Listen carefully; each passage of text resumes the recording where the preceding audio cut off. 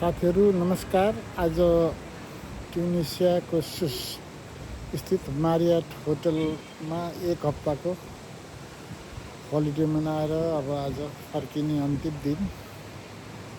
अब एकचोटि होटल परिसरको सबैतिरको चाहिँ एउटा सानो पिक्चर लिएर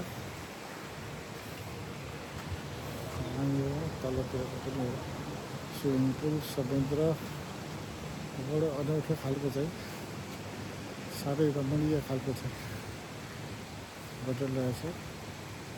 हामी इमिडिएटको प्याकेज लिएर आएका थियौँ। यो 5 स्टार होटल मारियटको अल इन्क्लुसिभ टुरमा आएको साँच्चीकै रमाइलो भयो।